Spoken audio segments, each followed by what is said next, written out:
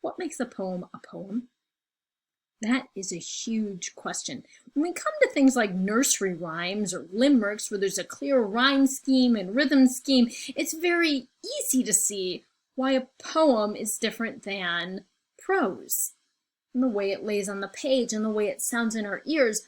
But when we're getting into more modern poetry, which maybe doesn't have an end rhyme and lays on the page in different ways, it's a lot harder to define that line between prose and poem. We know it when we see it, but it's very hard to articulate.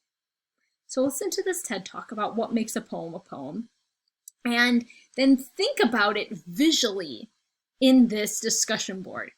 This Pamela Zagorinsky is looking at, and is part of, she's a Caldecott winning artist, how words and art combine.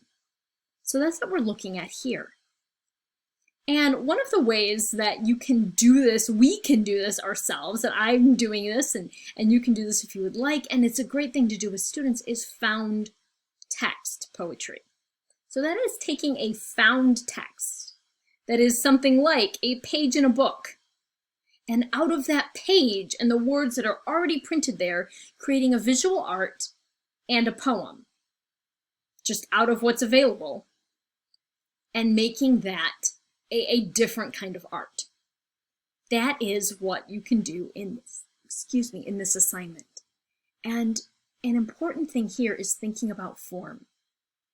Thinking, about how the constraints of the genre, that just like you're constrained by the words that are written on the page and the order that they're written on the page and the visual that you draw on top of them in order to create a poem, thinking about how all of these sorts of constraints are part of creating meaning in poetry, which is a form aspect of this genre.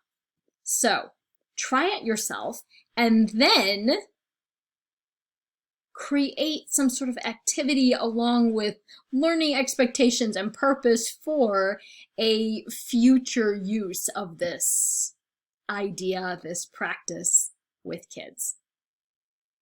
I hope you have fun. If this is the discussion board you try, I sure did when I did it.